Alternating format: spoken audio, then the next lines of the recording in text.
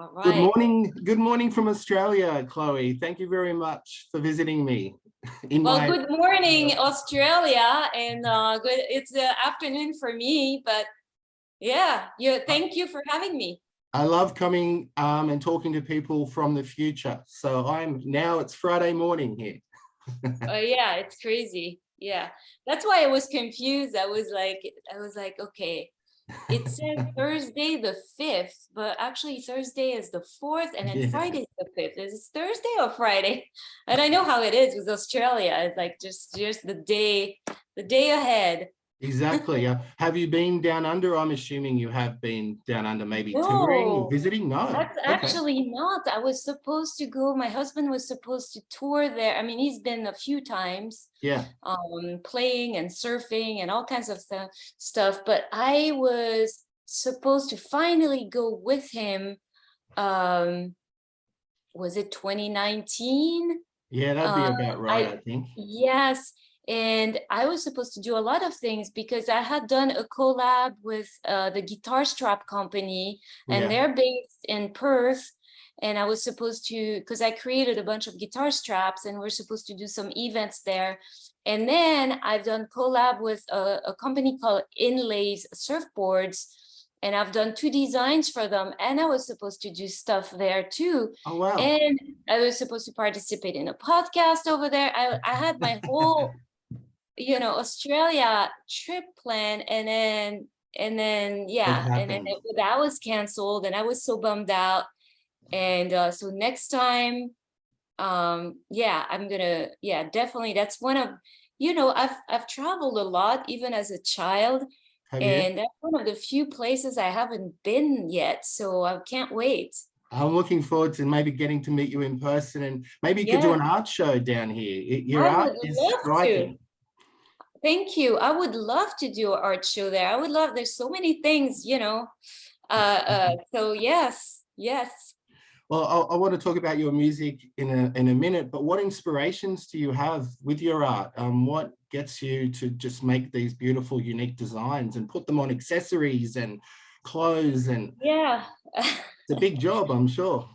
Yeah, it's a lot of work, but I love the process, because the process is kind of I go into a sort of a meditative space, and that's why it's hard for me. I've done live painting, but it's always hard for me to do a live painting with the audience, because I really I get into the zone, that quiet space within, and then I have like the visions of what I'm supposed to paint, and that's how it comes about. I'm just, I have it. I never, the syndrome of the blank canvas and not being able to know what to do.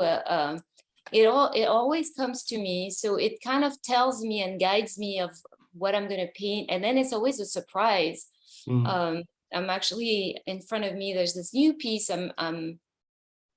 I started here. If I turn the camera, this new canvas here. Oh, that's beautiful. Yeah, and it just came to me, was it yesterday or 2 days ago? And it's like I just have these elements, symbols and things that come, and then I see even in what color they should be painted. And so this is kind of how things come to me, because also for the music, it goes hand in hand with the painting. Yeah, I was going to say, does it combine? Do your inspirations combine into one? I mean, it seems like it might. Exactly. And often, I will get melodies or words that come to me as I'm painting. And then vice versa, if I have my guitar and I'm working on some chords, or if I'm singing some melodies, then there's visuals that come with it. Like it's all, so it's the best. And then this place, this is my studio, this is where I am, and this is where I spend most of my days. So things didn't really change for me with the pandemic and everything, because I was here anyways. It's your happy place. That's great. Yes, it's my happy creative space, and it's so singing definitely isn't a side project. You take it just as seriously as your artwork and your designing. Your new songs especially, you can tell how much hard work you put into the lyrics, You must be very proud of the EP. Yeah, it's hard because I always strive for more and more. So I'm always like, okay, looking forward for to the next song to make it even better and better. You know, it's always that strive for I want to say perfection, but it's not really, yeah, you can't, you know, with perfection, then you never put anything out because it's always, you know, it could always be better, but it's just, and then, you know, with that collab, working with Rav Medic, with Mark, it's been really fun because I've been doing most of my music, my own music, just by myself. Okay. And doing something with another musician is really great because then you get to exchange ideas and connect in a different way, you know, and it's fun. It's really been great. The choice of songs, how hard was it? Did you have more songs that you wanted to put on, or did you just write these ones that you've released? Have you got any more up your sleeve, maybe? Yeah, we got more. It's always hard to select which one goes where and which one we release and what order, you know, that's the hard stuff because, you know, when you're in it and you can't, it's hard to step away and try to decide. But we had to do it. It's part of the work, you know, so we chose with Mark, we chose a selection of songs that are a bit different. So it gives like a little bit of a spectrum of the different styles or the different vibes that we wrote. So I think that's how it came about. Yeah, I was going to say, you have a lot of drum intros, a lot of piano, a lot of various instruments all happening at once. Your voice sometimes goes from very low to very high and back again. So a lot of not risk taking, but adventurous style music. Yes. And that was kind of the goal too, because it is a bit of risk taking. It's like, okay, we don't want to put it like in the box necessarily. We want to explore different ways to express ourselves. And so we did, we chose purposely to try. And that's what I do with my own music too.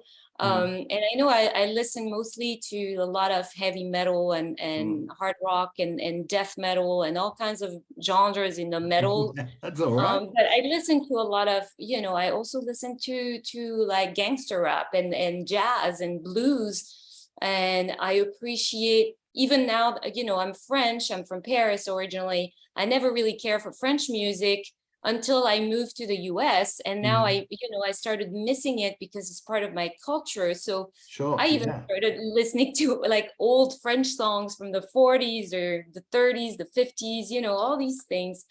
But it's kind of fun to explore and experiment the different styles and you know, and see what comes out of it. And so that's what we were doing. Well, maybe you should sample some really old French songs that are in like a public domain or something. And then put them, you know, some rock behind it, or, you know, just have some lyrics. That'd be awesome, you know, and you could sing it in 2 languages. Totally. My favorite, I'm sure you probably love them all, but my favorite is Whisper to a Riot. Also, I like the heaviest sound is Silence. I probably listened to on loop about 4 times because it goes up and down and it's so great. Have you got favorites? I guess that's a silly question, but is there one particular song on the new EP that you really like a lot? I mean, I like these 2. It's hard because I like these 2 that you mentioned, but you know what comes for me personally, it's also the experience behind writing them. And the whatever you are living at that moment. And these were all great moments in my life where I was working, and most of them is me working in the same space. I'm speaking to you, you know, I'm working here, I'm writing the lyrics in my like little music corner. I love your happy space, your art space. It's awesome. I love it too. It's hard because I always feel like, oh, now my favorite is the next one that we haven't even really started working on, but we've Right. kind of started, you know, it's always like, okay, it's going to be the next one and the next one. But they're all fun. And even the first, like before we even were signed to Golden Robot Records, our very first single that was like Lightning Strikes Twice. You know, I listened to it again the other day just because I was like, oh, and then, oh, I remember that era. We were still in confinement and it was still like the full on, and just it brought back those memories. And the video shoot we did, it was my first time meeting Mark in person at the video shoot, because we wrote the song through, you know, internet, like sending, okay, send me the guitar riffs. So you wrote the song not in person, just backwards and forwards. This is the magic of technology, just like I'm talking to you now, you know, and we're like in the opposite side of the world. It was just we wrote everything, you know, just emailing ourselves like the files, you know, guitar riffs, and then I would send my vocal ideas, and then you know, back and forth like this. So yeah, it's hard to select a favorite because it's always like, I think my favorite's going to be the next one that we haven't totally understand. And we talked about you being a perfectionist. Do your lyrics come from stories and from the heart, or do you just think of stuff and write notes and then put them into a song? How do you write lyrics? So I have two different processes with this, because with Mark is a different process because he writes the music and I write the melodies. So what he'll send me a guitar riff idea, for example, and that will inspire something in me, like, oh, this could be, you know, talking about this, that this is what I feel with this riff, and then that inspires me to write a melody or some words that come to me, and then I write the lyrics, and then it's kind of like we work together. And I approach it differently when it's my own things, because I sometimes will write a full song with just and I have so many on my phone here, you know, the voice memo things. I do it too.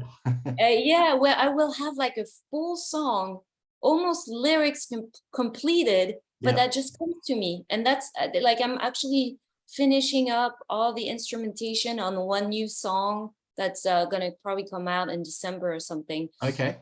For my own project, a Christmas song. And it's not, kind of, but and that song came to me. I had the melody and the lyrics, and it just flowed to me like this. Of course, after I had to rework certain things, it's never just like perfect, like, you know, but so that's sometimes how I work on when I don't have another musician with me.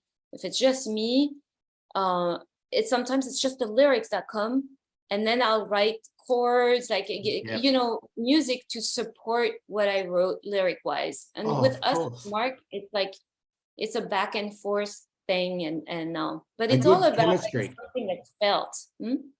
Great chemistry, obviously. The collaboration. Considering you're not in the same room, that's very good. I know. Do you think there's enough live venues still to cater for live music? How is that seen over in the US? Australia, we still have live venues, but nowhere near as many. How is it over there? Do you still have opportunities to play live? I think everything is coming back slowly but surely. Hopefully, you know, some people are starting to say, oh, we're going to go back into this and that, the restrictions.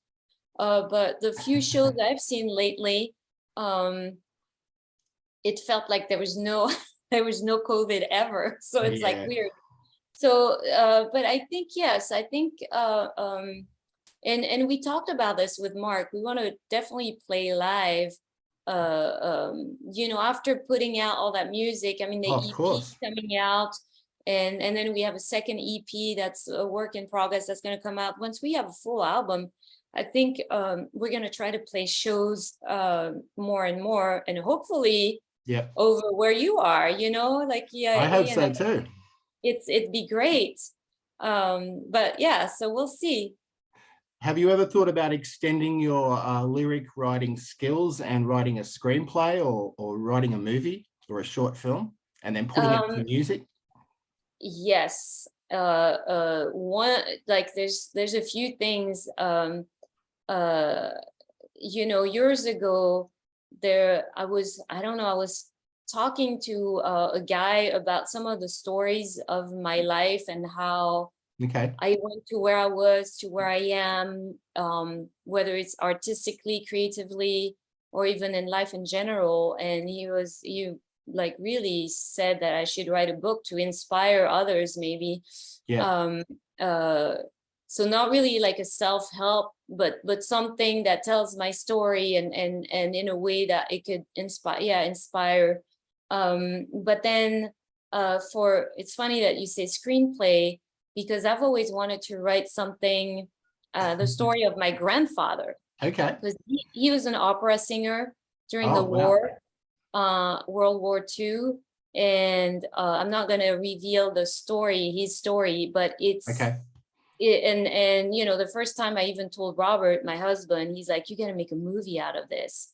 And so that's been for years in the back of my mind, a movie or a book or something, because his story is quite extraordinary. I mean, it's quite amazing. But it's also has to do with the inspiration through music and through his singing, and how in a time of war,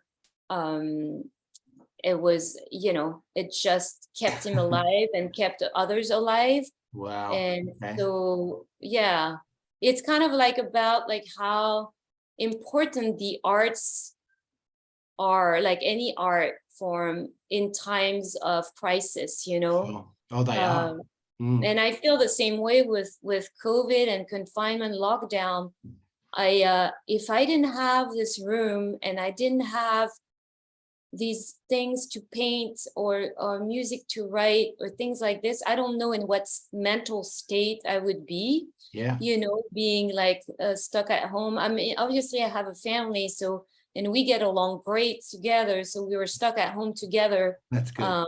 You know, 2 kids, and everybody's creative, and we all have that outlet. So you know, but I think it's such a healing tool, you know, to have, you know, and whether you're creating, you know, like anything could be a creative, you know, whether you're cooking or whether you're gardening, whether you, like some kind of creative outlet that keeps you alive. And so yeah, I have that like I really want to write. It's just starting. You should and being guided too, because I've never done anything like this. It seems to me like such a big task. Well, I think you should write an outline with major points of his life and put the opera, you know, because there'll be a bit of a musical influence, and pitch it. Go and pitch it, because it sounds like it might be picked up. You never know. There's I know. Good luck. Well, you've given me, you've like reignited that be happy to endorse it for you, obviously. And before we wrap it up, a couple more quick questions. I've always wanted to go surfing with Robert. I'm a surfer. The beach is only a couple of streets away. Cool. How did you guys meet? Was it, you know, did you know from the beginning? You might have told this story before, but did you meet and know he was the one, or did it take some time? You make such a great couple. It took years. It took years because we met in the 90s. He was playing with Suicidal, and we had a lot of common friends. Okay. And they played Paris a lot. So I saw him a lot, but we were just friends forever. And then he went on to play with Ozzy Osbourne for 7 years. And Ozzy, they hardly played in France. I went to see them once play, I believe it was Donington Festival in England. I forgot. I think it was Donington, some festival in England. And I saw Robert there, but, you know, never thought of anything. And then through my singing, I moved from Paris to New York. I lived 2 years in New York.